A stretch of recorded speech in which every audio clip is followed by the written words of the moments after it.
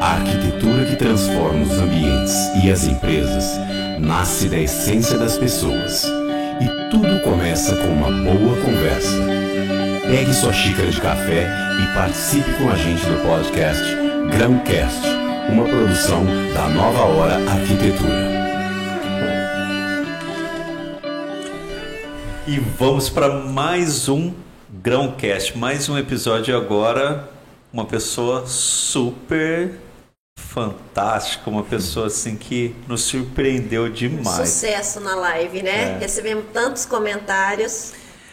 Nós fizemos uma live com o Sander Meca, o ex-twister, um doce de pessoa, um artista que infelizmente teve muito problema com drogas e ele vive ali uma rotina de recuperação. Hoje ele está limpo já há um bom tempo, né? Já está convivendo com isso há um bom tempo. E quando a gente foi fazer essa live, a gente convidou essa figura aí, o William Arruda. E ele deu um show aqui. A hora que ele começou a falar, ele veio nessa humildade, nessa tranquilidade dele, ele foi tomando corpo e virou um gigante aqui dentro. Legal. Então vamos lá, William. Quem é você, meu querido? Legal, boa noite, André. Boa noite, Luciana. Tudo bem com vocês? Obrigado pelo convite, primeiramente. No primeiro convite do ao vivo, eu fiquei meio que desamparado, assim, né? Não sabia o que ia acontecer, né? Quais seriam as perguntas. Você estava despreparado? Eu estava meio que despreparado, mas foi muito bom. Todo mundo conduziu muito bem as falas e aí eu fiquei mais confortável em determinado momento. E aí, com certeza, as nossas vivências, né? As nossas experiências, elas sobressaem. E aí, com certeza, fui feliz em ter um bom comportamento e para estar aqui hoje sendo convidado novamente, participando com vocês. Obrigado. E foi bem bacana que 2 dias depois a gente fez uma live com o Sander, né? Essa primeira com convidados, o Sander não participou. E durante a live o Sander fez várias citações do William, né? Das tuas conversas, do que você tinha passado, do que você viveu, que é uma história de superação muito intensa, muito forte.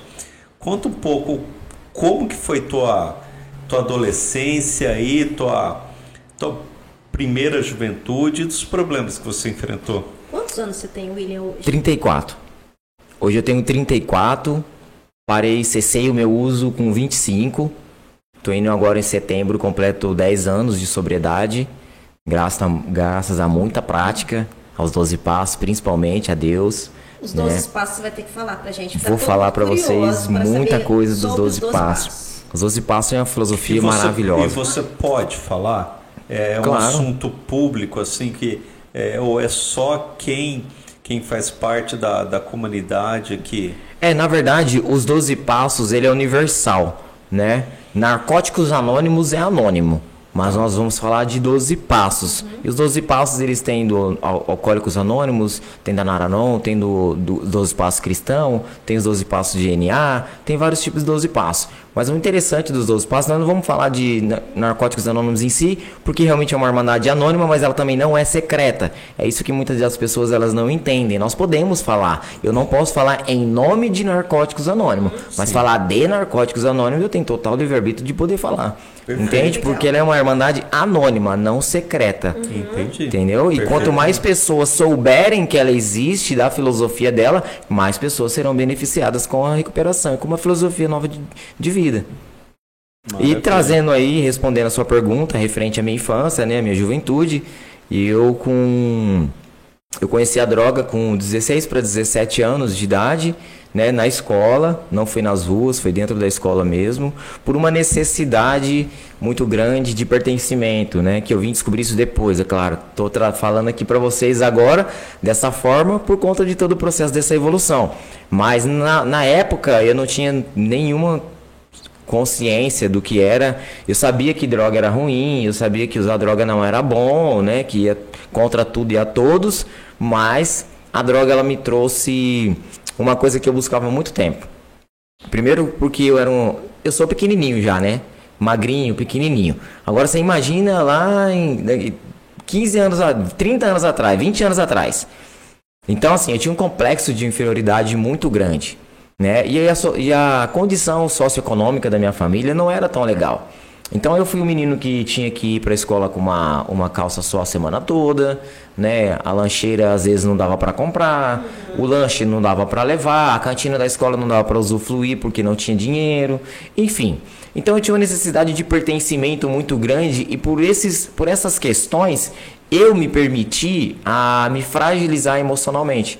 Então, quando eu me permiti ser fragilizado, eu comecei a visualizar os ambientes e as pessoas, os grupos que se formavam dentro da escola.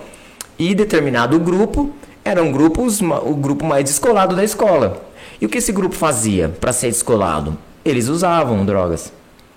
E de uma forma ou de outra, eu já tinha informação que a droga era ruim. Nessa época, a maconha. A maconha, exatamente. Nessa época era como que eu posso dizer assim, né? Uma porta de entrada. A porta de entrada Para você fazer parte do grupo. era álcool e maconha. Como dentro da escola álcool era muito difícil entrar e ninguém levava também, porque assim, você usou, é nítido, né, de alguém perceber. A maconha, então, ela tomou espaço das escolas naquela época. Então foi o primeiro contato que eu tive foi realmente com a maconha. Só que eu encontrei na maconha o quê? Nas pessoas que utilizavam a maconha em questão. Uma felicidade que eu buscava. Só que era uma felicidade falsa. Só que pra mim fazia muito sentido, porque só de eu ver as pessoas sorrirem, pra mim já era diferente, porque eu já não sorria. Entende? Por conta dessa necessidade de pertencimento e dessa fragilidade emocional que eu tinha comigo mesmo. Não por conta da minha família, não por conta de nada, mas por conta de mim mesmo. Porque eu tenho 2 irmãos que passaram pelas mesmas situações e não usaram drogas. Então, assim, foi muito de mim mesmo, sabe? Uma fragilidade Você interna. era o mais novo. Eu sou do meio. Dizem que o do meio é sempre o mais perigoso, né? O mais... é sempre o que mais dá mais trabalho, né? Então eu fui essa ovelha negra da família, né? O que mais dá trabalho. Do meio, ovelha negra. Geralmente todos falam, eu acredito, porque eu fui, né? Enfim, e aí eu conheci esse grupo e visualizando o grupo, tentando fazer parte de todas as formas, eu não encontrava outro meio a não ser usar. Então eu comecei a fazer o uso. E fazendo o uso, realmente, o que eu buscava, ele foi concebido. Né? Foi preenchido aquele vazio que existia Você dentro virou de mim. amigo da galera, Virei né? amigo de todo mundo, né? Virou legal, né? Exatamente. Já o meu nome já estava na boca das pessoas, né? De uma certa forma. Já me convidavam para sair, para fazer alguma outra coisa. E aí você não precisava de comprar a maconha, eles te ofereciam. Porque Você não tinha grana pra Porque eu não tinha grana, não tinha idade, eu não tinha trabalho, eu não tinha nada disso, mas tinha as pessoas mais velhas, de grau escolar, né? Maiores, né? Então eles levavam e aí compartilhavam, né? Do uso. E a ideia do compartilhar o uso, não acredito eu até hoje, que mesmo a ideia das pessoas ter compartilhado o uso sem cobrar por isso, não foi uma forma de me induzir a eu ser um dependente ou me tornar um dependente. Na verdade, era uma forma realmente de compartilhar aquela felicidade momentânea que eles estavam sentindo de ter mais gente no grupo. De certa forma, era uma atitude daqueles amigos. Era uma atitude natural daquele ambiente natural. O ambiente que eu falo não é a escola em si, mas eram os grupos. Sabe? No recreio, aquele cantinho... Na saída, aquele outro cantinho, na chegada, na entrada, na frente do portão. Então tinha aqueles grupos e aí a gente começou a fazer parte. E aí, claro, não tem dinheiro naquela época, mas tinha os mais velhos. Então eles levavam para a escola, né? E tinha já pessoas até que até vendiam já droga. Então eles levavam, vendiam, eles usavam, levavam e a gente usava junto e compartilhava daquela mesma ideia e daquele mesmo prazer momentâneo que é ilusório, que a droga proporciona. Mas quem dirá eu que isso futuramente poderia ter desencadeado aí uma dependência, né? Eu não sabia. Por mais que eu via muito na televisão se falar, mas naquela época ainda a informação ela era muito precária, né? Era muito difícil. Hoje nós temos várias formas de meios de comunicação, Naquela época não tinha tanto. Na verdade, também podia até ter comunicação, mas você também não queria ouvir, né? Não. Primeiro que eu não ia parar para ouvir exatamente como você disse. E segundo, que todas as matérias, ou jornais, ou qualquer coisa que falasse de droga, era muito difícil incluir o álcool e a maconha. Porque no contexto social, o álcool principalmente é uma droga legalizada. Ela é lícita. Entende? Então como que eu vou falar de algo? O comercial, no intervalo da novela, tá vendendo álcool. E como que você vai colocar uma palestra na TV falando contra o álcool? Não tem como. Então ou é uma coisa ou é outra. Então nós não tínhamos esse acesso. Então o que se via passar na televisão era as Cracolândia. E as Cracolândias falavam do quê? Do crack. Mas não falava que o usuário de crack que já está na Cracolândia, ele passou pelo álcool, ele passou pela maconha, ele passou pela cocaína, para que ele chegasse no crack. Entende? O crack, as pessoas ela têm a ideia de que o crack é a pior droga do mundo, né? E na verdade não. Eu acredito muito que, até pelos estudos que eu faço e os atendimentos, né? A minha vivência dentro das instituições que tratam o dependente químico em si, que o álcool e a maconha são as drogas mais perigosas do nosso mundo, né? Porque ela aprisiona o indivíduo por múltiplos anos da vida dele, e quando ele perde o controle, ela ainda permite que ele use outro tipo de droga para que isso continue acontecendo. E aí quando ele chega no crack, por exemplo, e vai para a escória da sociedade, a própria sociedade fala que o problema é o crack. Então ele já cria uma reserva com o álcool e com a maconha. Ele para de fumar o crack, mas quando ele fica limpo, ele volta a beber. E aí ele volta a beber, de repente desencadeia de novo a vontade e necessidade do organismo, né? Porque aí é sistema psíquico. E aí ele vai ter necessidade de usar uma potência maior, e aí ele vai aumentar as doses até chegar na maconha de novo, na cocaína de novo, até chegar ao crack de novo. Ô William, você falou da tua história ali na escola, e nesse grupo ali que você virou legal, começou a pertencer àquele grupo, nem todos tiveram a tua sorte, a tua força de vontade de se recuperar, né? Não, André, você tocou num assunto bem delicado mesmo, porque nem todos tiveram a oportunidade de se recuperar, e muitos deles morreram bem antes também de ter essa chance, sabe? Alguns tiveram oportunidade, mas na época nós não tínhamos equipamentos, né, públicos nem particulares para atender essa demanda, e os particulares era muito caro na época também, é difícil uma família ter acesso, então era complicado, sabe? Não tinha como fazer mesmo, e alguns viraram depois traficavam para usar, né? E assim vice-versa, e acabaram cometendo alguns crimes, foram parar no presídio, do presídio à morte, ou estão até hoje no presídio. Sei que daqueles grupos lá eu não tenho contato com quase ninguém mais hoje. Entendi. Às vezes aparece um. E a família sofre muito junto, né? Olha, Luciana, é Luciana mesmo, né? Não tô errando seu nome não, porque eu conheço Luciana, Luciane, Luciane, com E, com I, com A. Não, Luciana. É com A o seu, né? Então tá bom, pra mim não errar. Olha, dentro desse contexto, a família, ela acaba aderindo à doença também. Ela passa a se tornar doente do doente. E quando o doente se recupera, ela também sente a necessidade dele permanecer doente. Olha que loucura. Vou explicar pra vocês. Porque assim, o dependente, o que torna a família doente não é o uso de droga do dependente, é o comportamento, é o padrão de comportamento que ele desenvolve fazendo o uso. Consequência. Exatamente. E a família, ela vira refém desse comportamento. E aí ela passa a ser doente, aí ela elimina tudo que ela tem na vida para viver a vida do filho. Ou de quem que seja dentro da família, né? De qualquer grau parentesco. Por quê? Porque essa pessoa necessita muito de atenção. Então, a mãe, principalmente, ela elimina praticamente a sua existência para poder viver a vida do filho. Para poder cuidar, para saber aonde tá, para poder, sabe, deixar o quarto arrumado para a hora que ele chegar, tentar transformar um ambiente novo para ele, mais adequado, para que ele se sinta confortável, para que ele se sinta acolhido, para que ele se sinta amado. Mas isso não vai acontecer. Mas de forma inconsciente, a mãe acredita que isso vai. Uma comida gostosa, vou fazer o que ele gosta hoje, porque quem sabe eu consigo convencer ele de parar. Fica em casa, né? E ele fica em casa e tal. E isso não acontece. Então a família vai adoecendo através desse padrão de comportamento. E aí tem uma coisa, e aí nós chamamos isso de codependência. Quando a família passa a depender da doença do seu ente querido, né? Seu familiar. E a família adoece junto. E aí no tratamento, olha que coisa louca, né? Porque no tratamento pro dependente, ele passa por sérios ciclos de tratamento, né? Desde a desintoxicação ao fortalecimento de vínculo. E nesse fortalecimento de vínculo, a equipe que trabalha o dependente dentro da instituição, ela tem que preparar e trabalhar e ajudar também a família a encontrar a recuperação. Porque se a família não encontra a recuperação, ela permanece codependente.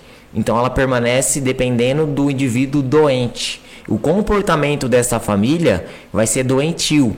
Então vai cada vez mais proporcionar momentos de irritabilidade, momentos confusos, momentos que não vão dar para ele oportunidade de entender que a vida que ele está vivendo hoje sóbrio, sem usar droga, é boa. Porque tá tudo ruim dentro de casa. E isso não é só questão financeira, né? Porque na parte financeira vem aí uma cadeia de parentes, suprir várias necessidades, né? E isso também desestrutura as famílias, né? Mas é muito maior que isso, né? Muito maior, André. Com certeza. Totalmente de cunho psicológico, caráter psicológico e psiquiátrico. Totalmente. Isso. Porque o indivíduo, ele aprende várias coisas dentro da instituição. Uma delas é aprender a valorizar. Deixa eu explicar uma coisa para vocês entenderem. Tá. A dependência química, ela se instala. Quando ela se instala, ela toma prioridade dos valores éticos e morais que você tinha antes.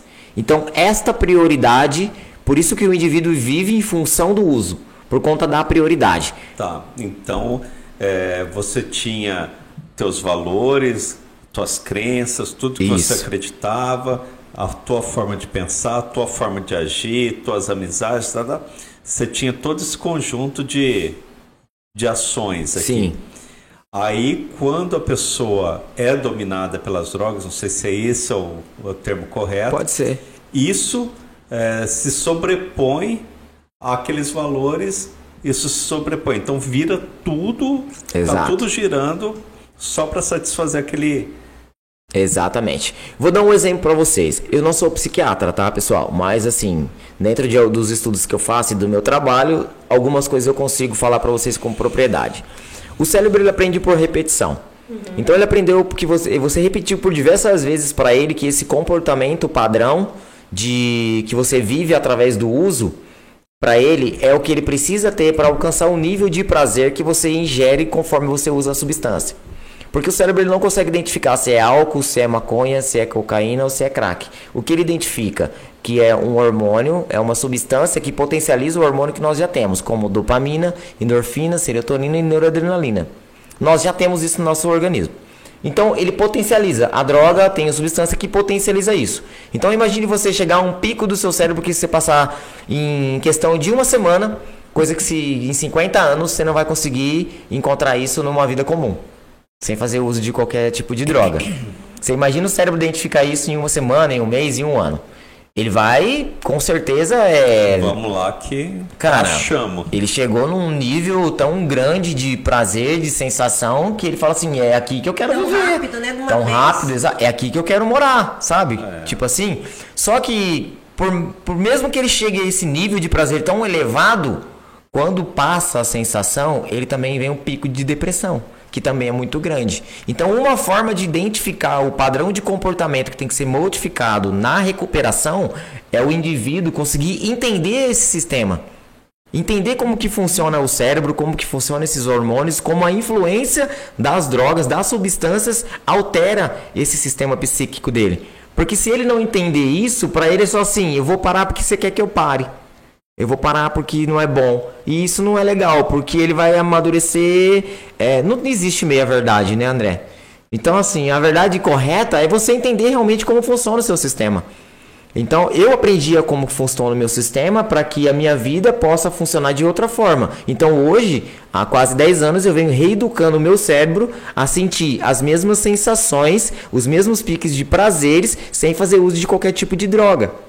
Entende? Lendo um livro, lendo a Bíblia, indo para minha religião de escolha, praticando os princípios dos 12 passos, vendo o resultado. Esporte também, atividade física. Eu comecei a fazer academia, porque eu sou preguiçoso, na verdade. O esporte não faço muito não, mas eu faço muitas coisas que me dão muito prazer. Ficar com os meus filhos, por exemplo, é uma das coisas. Por mais que eu tenha pouco tempo para ficar com eles, mas é uma das coisas que me dá prazer. Então assim, o indivíduo ele precisa entender o seguinte, que não é só o fator droga que é o problema. O fator primordial, principalmente na recuperação, é o padrão de comportamento.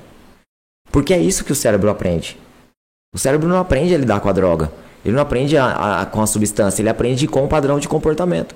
Percebe que se você conversar com uma pessoa, claro, vocês estão conversando agora, com uma pessoa que já fez uso de droga, ela vai te falar, e eu vou te falar agora, que chega um momento do uso que nós sentimos mais prazer em buscar a droga do que a hora que a gente usa.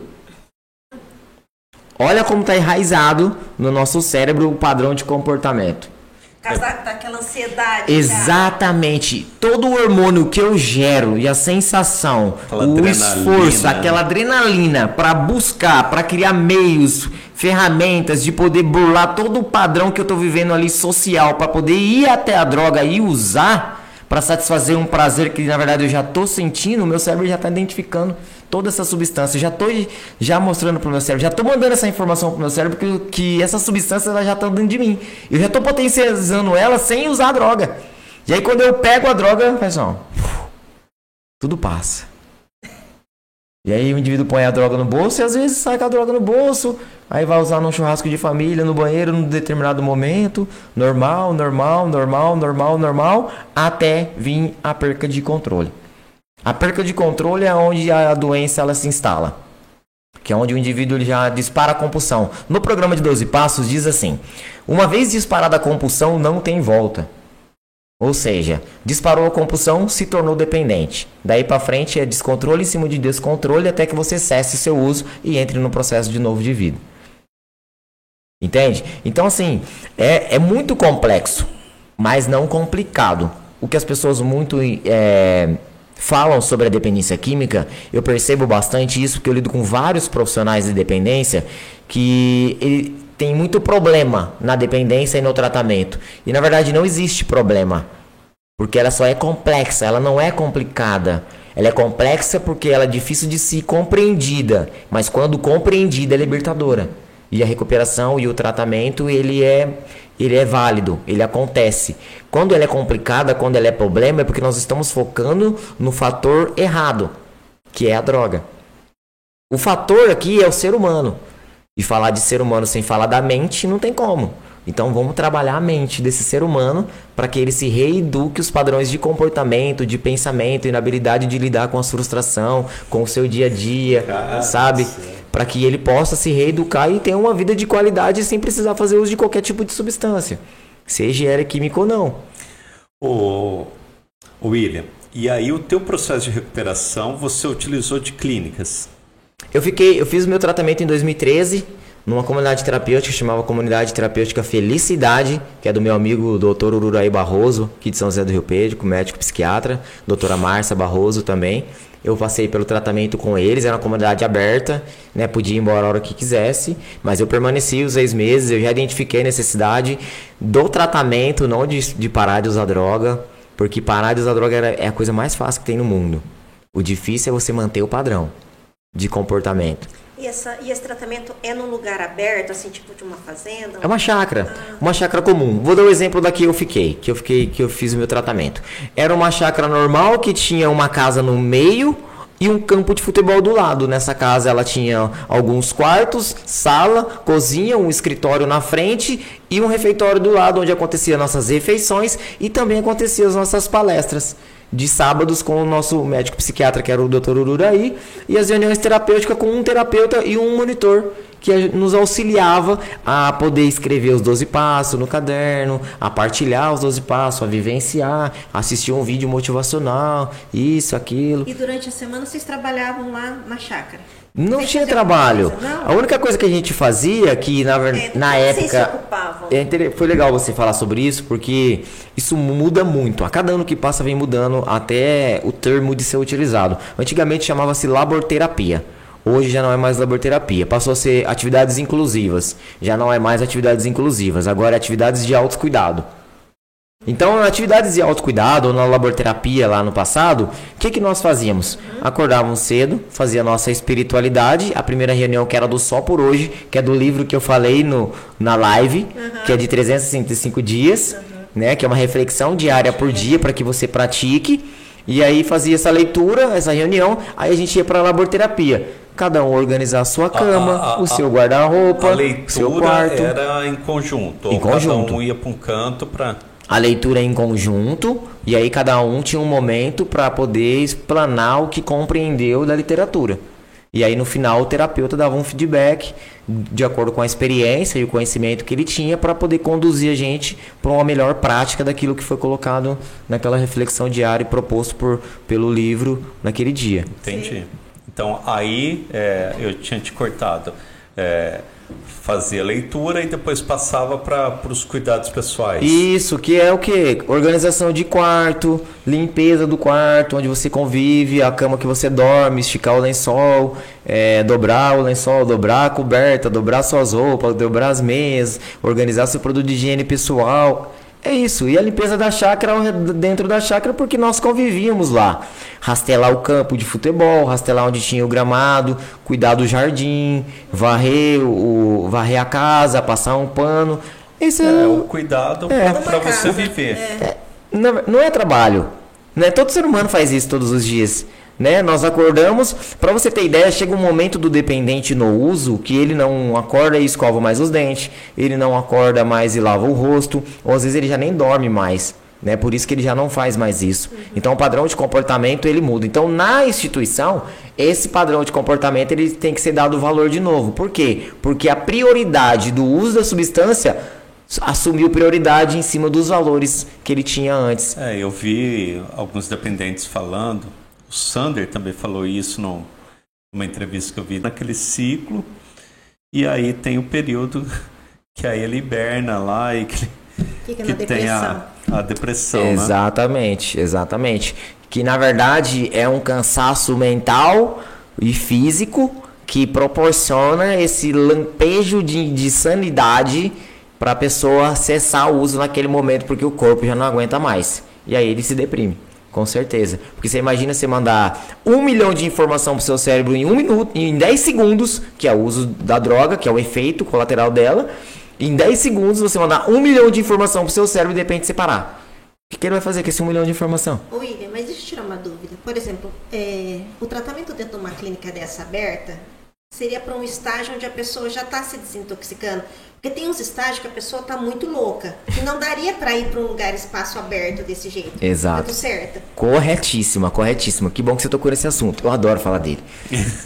Eu imagino que primeiro tem que passar por um aprisionamento, né? Um lugar mais fechadinho. Olha só. Nós temos a redução de danos, que o nome já diz. Reduzir os danos causados pelo uso. Que é o CAPS-AD, né, que nós temos aí, o pessoal vai lá, passa pelo médico, aí o médico receita uma medicação para controlar a ansiedade, o humor, até mesmo para abstinência, né, física e tal, e esse indivíduo tem que voltar a um determinado dia, né. O indivíduo que tem a dependência instalada e já teve descontrole, ele não vai voltar. Então, a redução de danos para esse indivíduo, ela não surge efeito. Digamos assim, não que ela não funcione, é que ela não surge efeito para esse caso. Aí tem a comunidade terapêutica. Não, se então não surge efeito liberar ele para ir para casa, para ele voltar, então vamos possibilitar um acolhimento para ele ficar num lugar onde não tem droga, para ele se tratar, certo? Aí vem a necessidade da comunidade terapêutica aberta. Aí o indivíduo vai para lá. Só que tem pessoas que o descontrole é tão eminente e a cegueira é tão grande por conta do uso que ela não aceita. E ela não quer ficar sem o familiar. Ela acredita que mesmo no uso, com todas as coisas medrontosas que ela passou e as coisas horríveis que ela estava fazendo, é melhor ela no uso lá fora do que passar por um tratamento. Então tomar uma decisão, eu costumo dizer que a única decisão que um ser humano tem referente à droga é de não usar. Porque depois que ele usou, ele não tem decisão nenhuma mais. Ela toma prioridade e passa a ser a decisão. Ponto final. Não tem como tomar decisão. Então tem indivíduo que vai para a comunidade terapêutica e aí tem um planejamento lá, vamos supor, de 6 meses de tratamento. 3 meses para o processo de desintoxicação, adaptação, conhecimento da doença, mais 3 meses para o fortalecimento de vínculo, reinserção social, né? E aí planejamento de vida e tal. E aí chega determinado momento ele fala, não, eu quero ir embora porque eu já tô bom. Por quê? Porque o físico já melhorou, ele já tá mais gordinho, agora ele já tem a higiene dele em dia, agora ele já aprendeu algumas coisas, então ele começa a visualizar o físico e mais ou menos o mental, que é quando ele passa a ter sanidade, e aí ele já começa a tomar a vida dele de volta. Então agora ele fala pra ele assim, eu já estou pronto, eu já tô bom, porque olha pra mim. Olha já. Tô liberado. Você tá entendendo? E aí ele começa a cair nesse auto-engano, é onde ele toma a decisão de ir embora e ele vai embora. Por isso você vê pessoas em determinado momento, tem 15, 30, 20 internações, tratamentos. Porque cessam o ciclo, não se permite a passar pelo processo. Então é uma frase que eu falo muito, que eu gosto muito, eu trago isso na minha vida. Só vive o propósito quem suporta o processo. Se você não suportar o processo, não adianta. Não vai viver o propósito. Então... Pra você, se você entrou para uma comunidade terapêutica... Essa frase aí tem algum autor? Cara, não sei se tem. Já vi várias pessoas falarem sobre ela também, mas se tem autor eu não sei. Se não tiver, pode colocar meu nome lá, não tem problema. Ó, então, essa pessoa...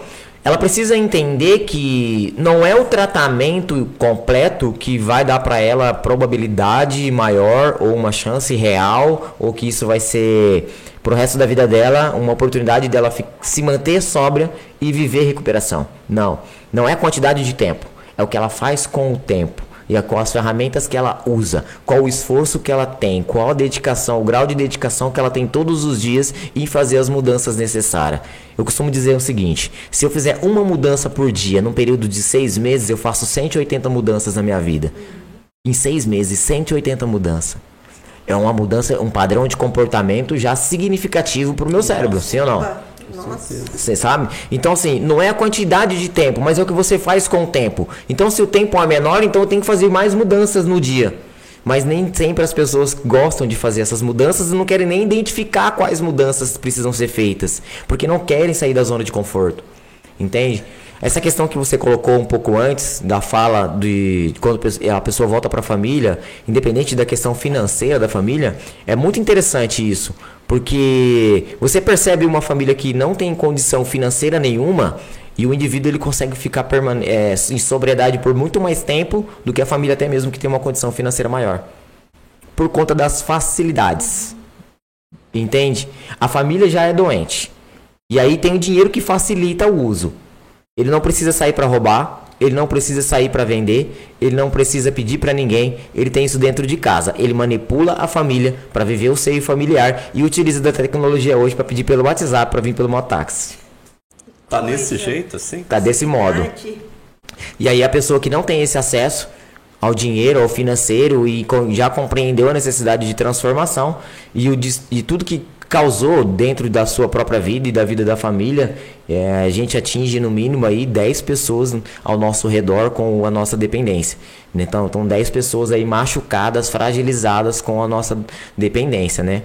Então assim, você percebe essa necessidade e vê que a luta diária para o pão de cada dia, ela é constante, ela é árdua, e aí você se coloca naquela disposição também, cada vez mais você fica longe de poder fazer o uso da droga. Ô William, deixa eu puxar o assunto um pouco para nossa área de arquitetura. Você falou da tua experiência dentro de uma clínica, de uma Sim. comunidade terapêutica, e a Luciana chamou a atenção que nem todo mundo consegue usufruir de uma comunidade terapêutica dessa. Exato. Precisa de uma internação mais hospitalar. Seria por aí mesmo, né? E Isso. aí Na verdade, assim, André, desculpa, só para interromper, que já para concluir exatamente o que ela quis dizer. Por que eu falei da redução de danos? É exatamente para chegar nesse ponto. Para a gente que está aqui conversando e para as pessoas que estão ouvindo, tudo que é criado para atender a população, tudo que é criado no nosso sistema público é de acordo com uma necessidade. Então a internação involuntária ela também é uma necessidade, porque tem pessoas que por conta da cegueira, da doença, do uso contínuo e abusivo da droga não tem consciência de tomar a decisão de parar. As pessoas estão agredindo seus familiares. É necessário uma intervenção, sabe? Então essa intervenção ela é muito necessária e a família sofre demais. Até para pedir ajuda para essa internação involuntária a família sofre muito. Entende? E aí o indivíduo ele chega no tratamento involuntário, que é o que eu falei para vocês agora, que é um sistema precário, tanto de legislação quanto de compreensão da necessidade que existe, tanto também dos nossos poderem ter um olhar mais criterioso, minucioso e mais amoroso, humanizado, para poder estabelecer melhor esses equipamentos, esses sistemas, porque eles são necessários à existência deles. Da mesma forma que um dia, lá em 1960 e alguma coisa, a redução de danos foi necessária. Depois veio a comunidade terapêutica, agora vem a clínica médica que tem essa necessidade. O hospital psiquiátrico ele é importante, ele é muito importante, porque tem pessoas que passam pela dependência e desencadeiam alguns tipos de transtornos irreversíveis e precisa do atendimento hospitalar mesmo, diretamente psiquiátrico. Mas tem pessoas que não, tem pessoas que o descontrole é iminente. É nítido, é claro, é a única coisa clara que dá para se ver é o descontrole, mas ela não consegue tomar uma decisão, não tem consciência de tomar uma decisão madura para poder fazer esse tratamento. E aí a família precisa intervir. Mas necessariamente ela não precisa estar num ambiente hospitalar para ela se tratar, porque ela não tem um transtorno agressivo. Ela ainda não chegou a esse ponto, então ela já cessou o uso. Ela precisa de um ambiente terapêutico, de uma convivência mútua, de um processo de recuperação, de um processo de evolução humana, para ela ter essa compreensão e poder continuar a vida dela sem fazer o uso. A psiquiatria eu indicaria somente para casos irreversíveis ou para surtos, que aí estabiliza o surto, e aí estabilizou o surto, vai para casa ou vai para a clínica médica ou vai para a comunidade terapêutica ou é encaminhado ao CAPS-AD para fazer a redução de danos, fazer um acompanhamento, e aí em determinado momento se esse indivíduo ele perdeu o controle de novo, não tem como, aí tem que ser internação involuntária. A unidade hospitalar a gente trata pela Anvisa com o padrão de normas é pela RDC 50. Isso, exato. E a comunidade terapêutica? Pela resolução 29. Pela 29. Exato. E aí você faz... tem mais algumas? É de cunho social. Né? A RDC 29 ela é totalmente de cunho social. O indivíduo ele tem que ir para o tratamento voluntário.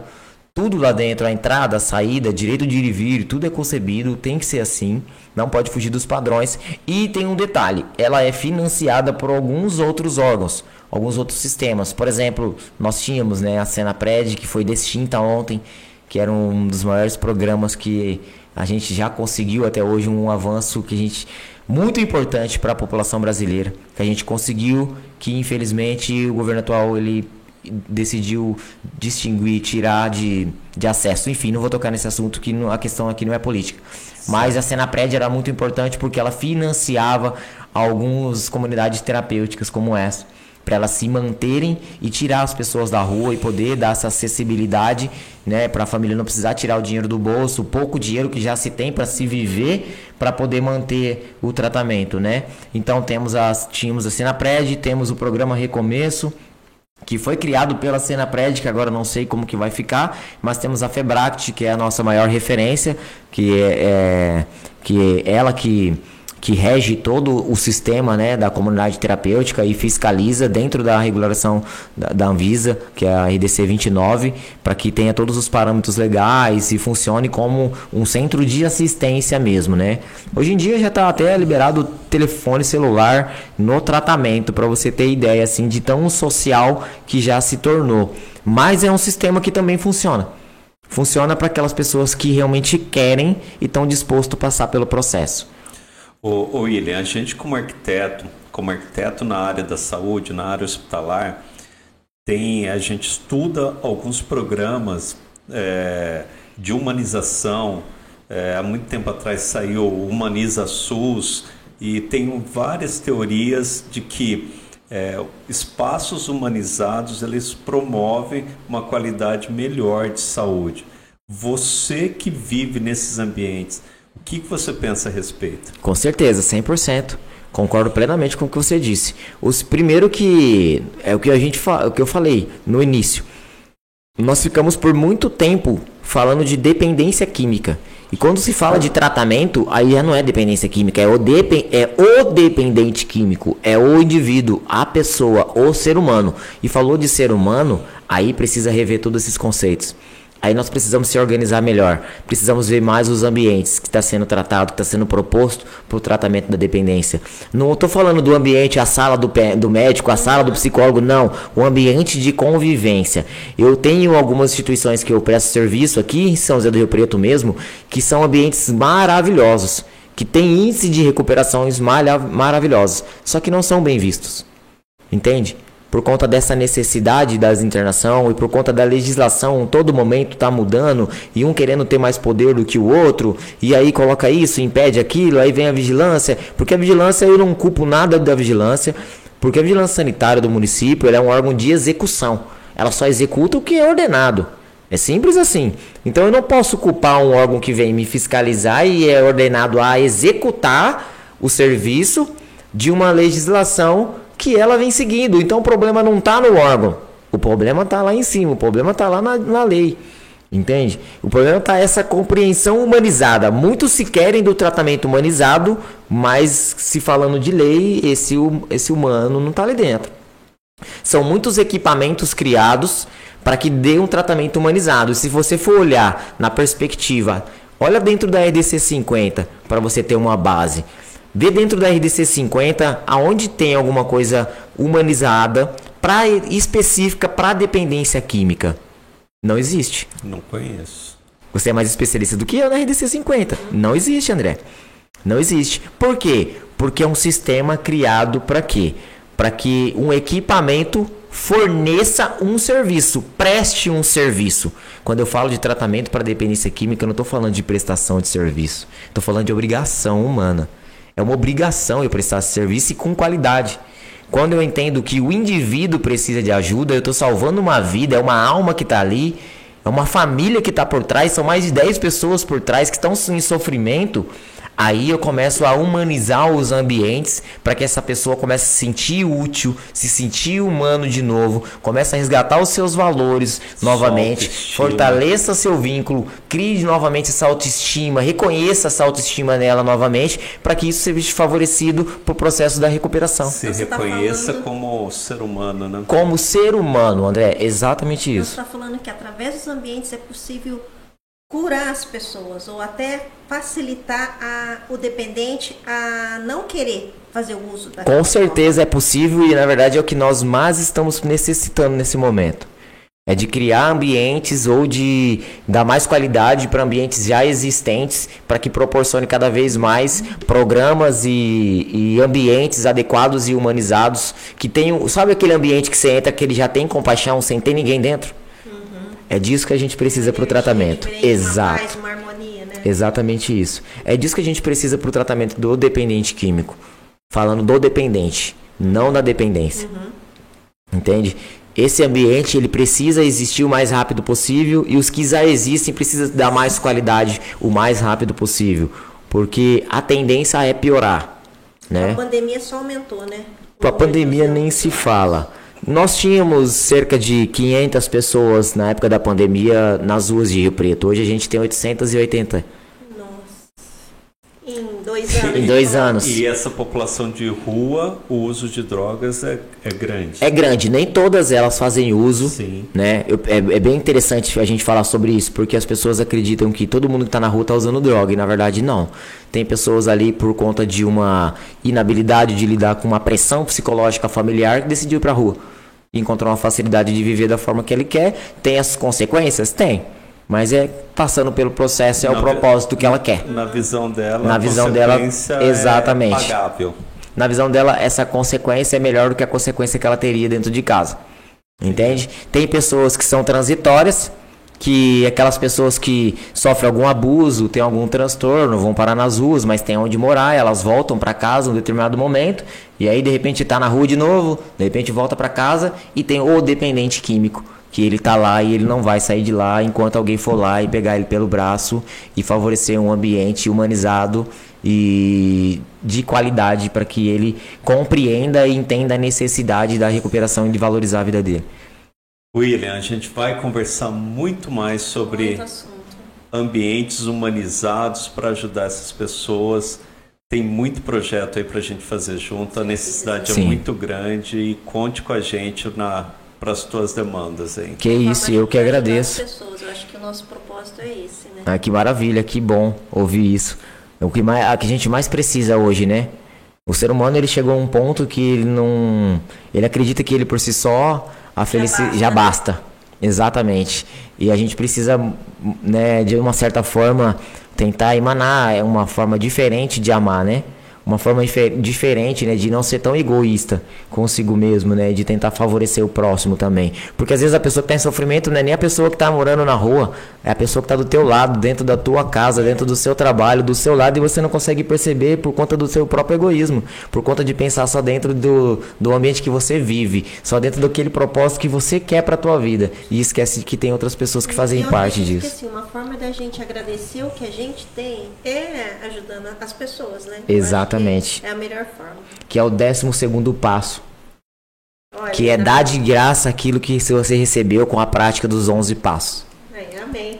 Tem forma melhor de encerrar. Fechamos assim em alto nível. Muito obrigado pela tua participação, William. Foi fenomenal. Aprendi muito obrigado. demais com você, William. Eu que aprendi. Obrigado, Luciana. Obrigado, André. Deus abençoe vocês. Amém. Valeu, querido. Amém.